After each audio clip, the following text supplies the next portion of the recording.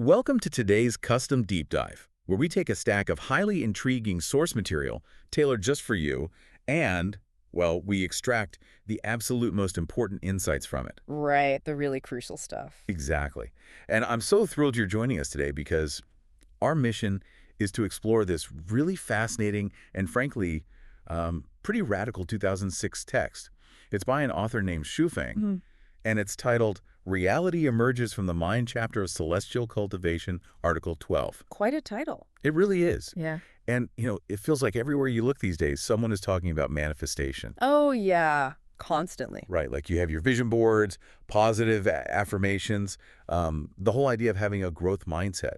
We are culturally obsessed with this idea that our thoughts can influence our reality. We really are. But usually we mean that in a very psychological way, right? Yeah, totally. Yeah. Like if you think positively, you'll spot better opportunities at work, or maybe you'll, I don't know, attract healthier relationships. Exactly. It's very grounded in the everyday world. Very grounded.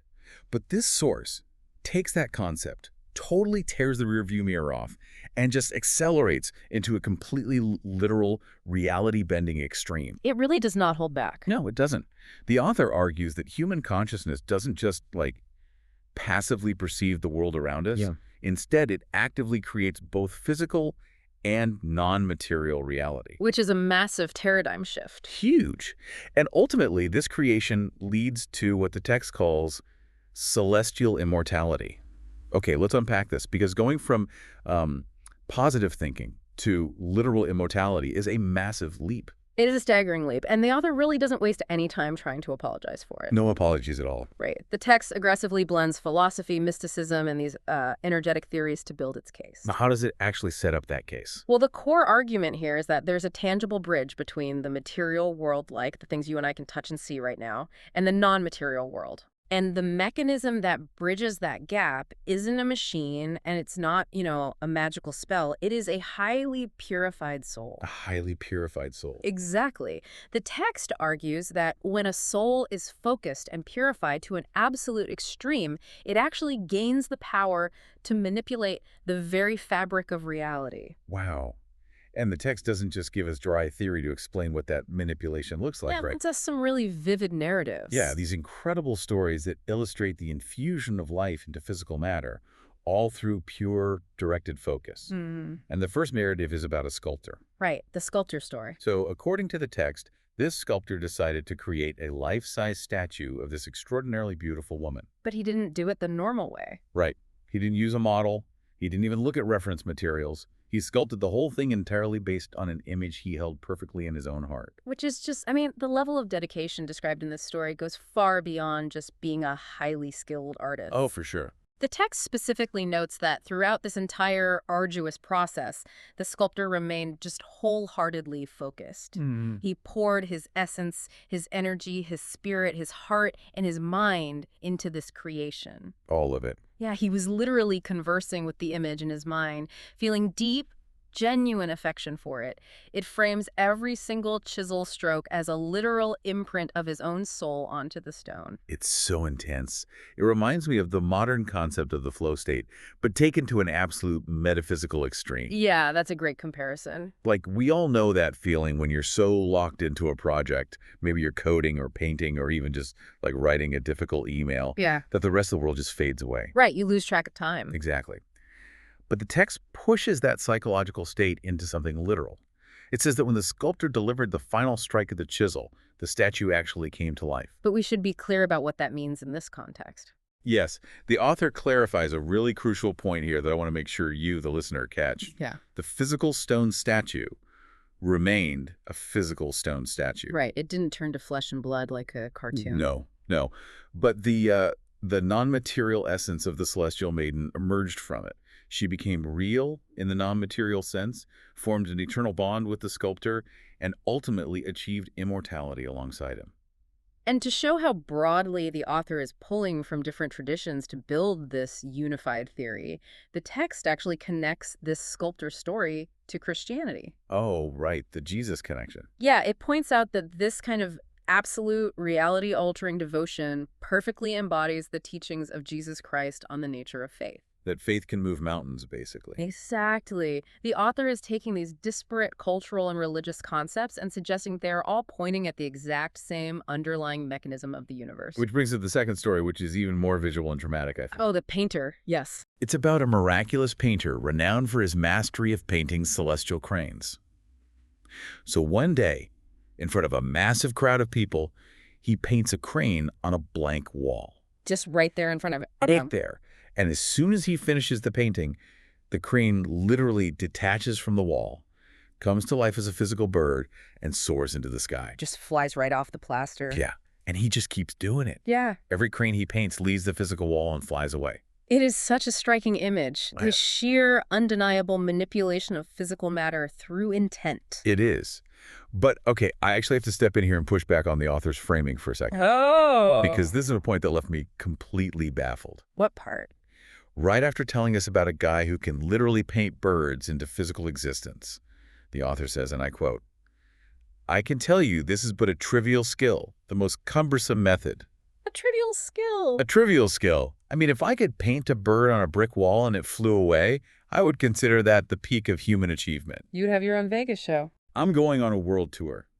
How on earth can literal, reality-breaking magic be considered a cumbersome parlor trick? Well, what's fascinating here is how the author completely recenters the concept of power. Okay, how so? In the text's view, manipulating external objects, making a stone statue gain a non-material essence, or making a painted bird fly, it's still entirely focused on the external world. I guess that's true. It's like it's playing with the toys in the sandbox. The author explicitly states that the supreme art isn't changing the world around you. It's changing yourself. Yes. The supreme art lies in the cultivation of the mind itself.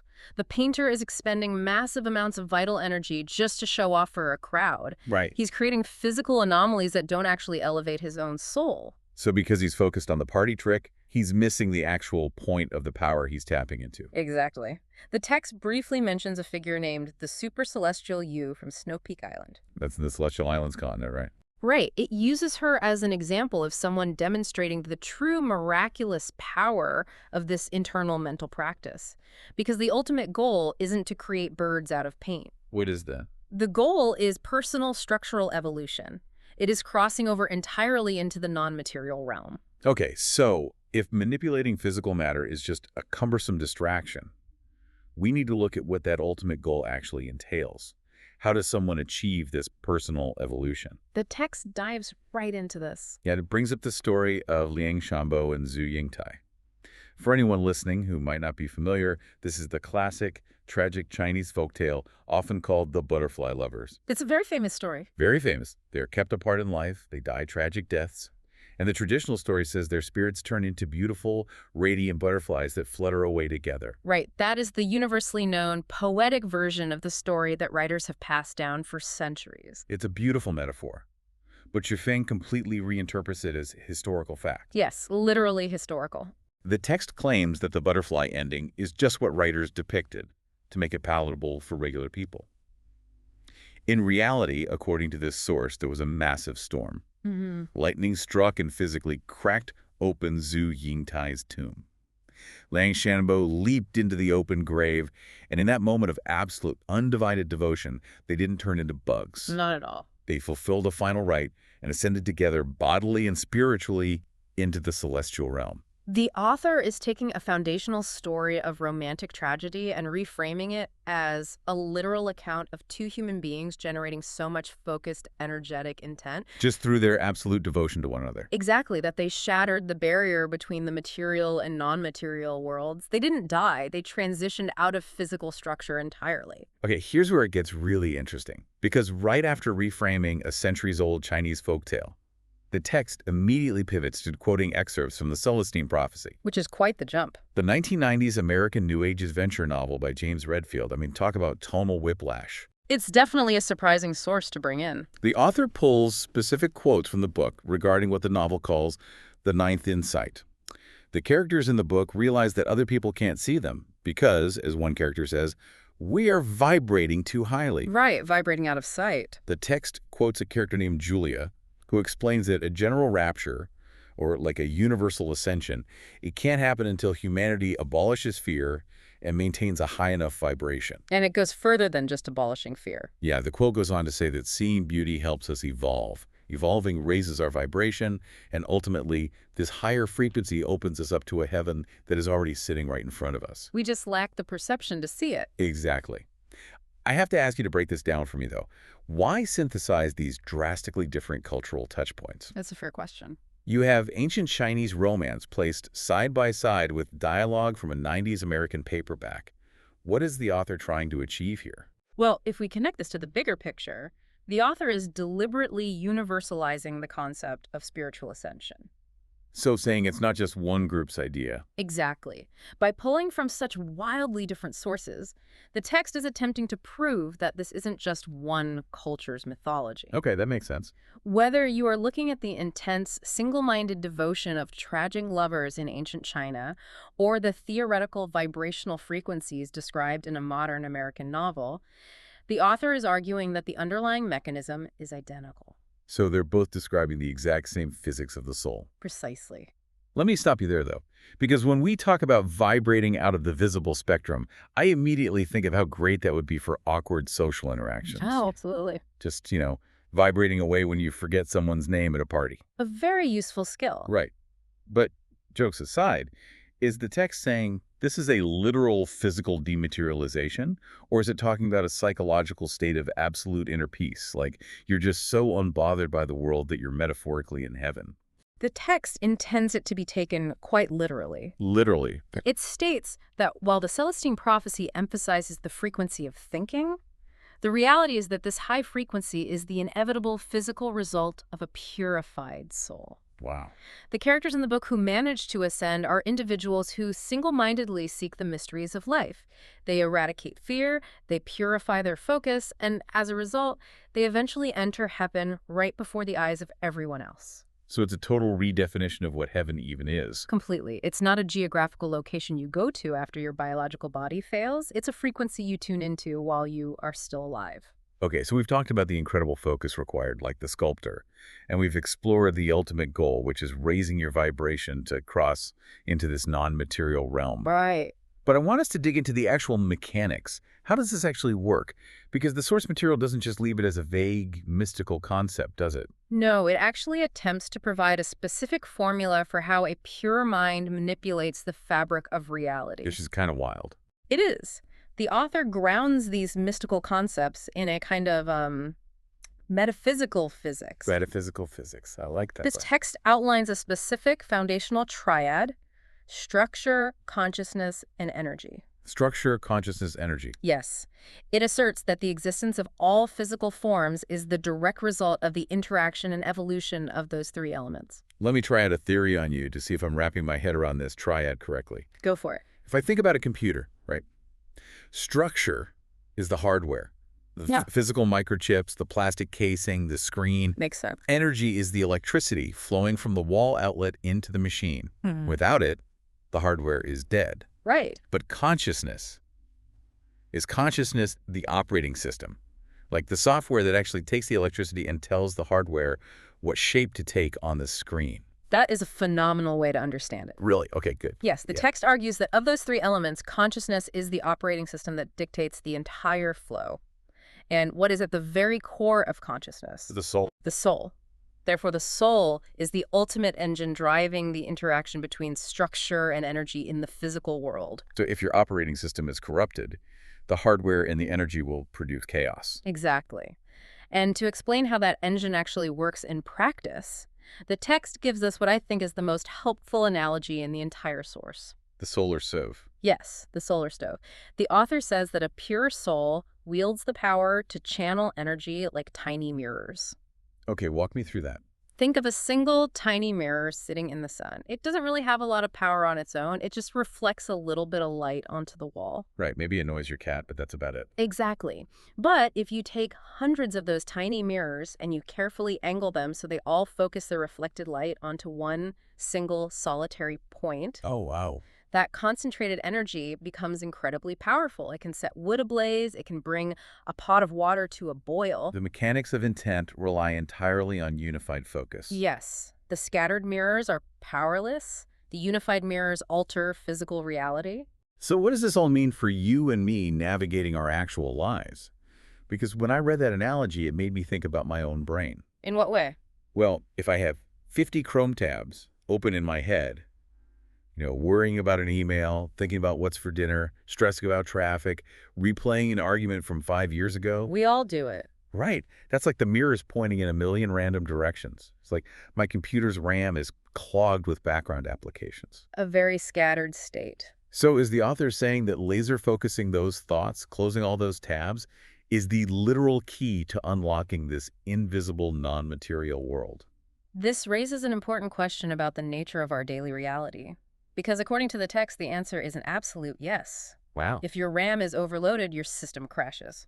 The author makes a very stark, definitive statement.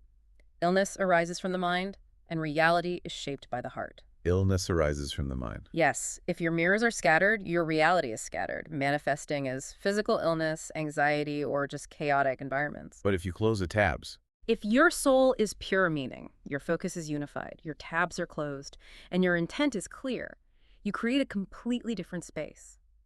The text argues that the environment a person resides in is a direct, unavoidable reflection of their soul. so if you live in chaos, it's because your internal mirrors are throwing light everywhere. But if you purify your soul, you literally, structurally change your surroundings. Yes, the purer and more beautiful the soul, the higher the vibrational frequency of thought, and therefore the more wondrous the space one inhabits. They're all connected. It is. This is identified as the fundamental underlying principle behind achieving celestial immortality. It is presented not as a fairy tale, but as a scientific process. Consciousness directs energy to alter structure. Exactly. And the text grounds this further by bringing in the concept of Taiji thinking to explain the non-material world. Kaiji thinking. That's the concept of yin and yang, right? Yeah. The ultimate supreme polarity of the universe. That's the one. The text uses Taiji thinking to establish a simple, undeniable, logical rule. Where there is matter, there must also be the non-material. The universe requires that balance. Right. You cannot have a front without a back. You cannot have an up without a down. Therefore, if there is a physical reality that we can touch, there must mathematically, logically be a non-physical reality that we cannot touch. Precisely. Just as there are living beings we can see with our naked eyes, there must be beings that remain unseen. And to explain how we interact with that unseen world, the text uses a very relatable analogy, which is dreaming. Oh yes, the dream analogy. When you are awake, the dream world doesn't seem real. You can't touch it, you can't measure it. It's just a concept. Right. But when you fall asleep and cross over into the dream, all of those non-material scenes, emotions, and characters become entirely tangibly real to you. Mm-hmm. You can only witness the wonders of the non-material world by actually entering it. You have to shift your state of consciousness to experience that reality. Just like the characters in the Celestine prophecy vibrating out of the visible spectrum. You can't see the non-material world with physical eyes. You have to perceive it with a purified soul. It reminds me of those magic eye posters from the 90s. Oh, I remember those. Right. If you stare at it normally, it's just chaotic static, just random colors. Yep. But if you shift your focus, if you just change how you are looking at it, suddenly a 3D image emerges that was there the whole time. That is exactly the dynamic. The ultimate synthesis the author is driving toward is that when your consciousness rises and your soul purifies, you don't just see the non-material world. You become part of it. Yes, you become part of it. The transition into immortality becomes a natural consequence of your energetic state. It's inevitable. The text actually compares it to the turning of the seasons. Once you understand the physics of the soul, crossing over isn't magic. It is just the natural next step in human evolution. Wow. It is a breathtakingly grand theory of human potential. It really covers a lot of ground. It does. To briefly recap the journey we've been on in this deep dive, we started with artists. A sculptor whose intense, unified focus breathed literal life into stone. And a painter whose cranes flew off the wall. Right. And we learned that these physical miracles, while incredible to us, are considered trivial parlor tricks compared to the true work of internal cultivation. Which is such a shift in perspective. And then we explored the goal of that internal cultivation, which is raising our vibrational frequency. Whether through the profound, reality-breaking devotion seen in the legend of Lang Shanbo and Zhu Yingtai. Or the conscious evolutionary steps described in the Celestine prophecy. Exactly. The aim is to abolish fear and see the beauty that allows us to cross over into the non-material realm. And finally, we looked at the literal mechanics of how this happens. Structure, energy, and consciousness. The solar stove. The realization that our soul is the operating system. And when we close our background tabs and align all the scattered mirrors of our mind onto a single point, we have the power to shape the physical structure of reality. The core takeaway from Xu text is stated so clearly at the end. Reality stems from the heart. Visualized thinking is the activity of the soul, and the outcome of this activity is the great secret to achieving immortality. It is a profound assertion that we are not merely participants in reality, but its absolute architects. We really are. The author leaves us with a final, incredibly striking send-off, a challenge, really, directly to the reader. They write, "I have already pierced the veil. The rest is up to you."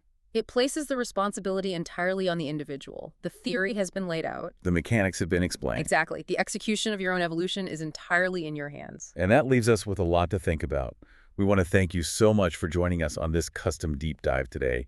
We've covered a massive amount of ground, from ancient myth to modern mysticism to the underlying physics of human intent. It's been a fascinating journey. It has. But before we go, we want to leave you with a final thought to mull over as you go about your day.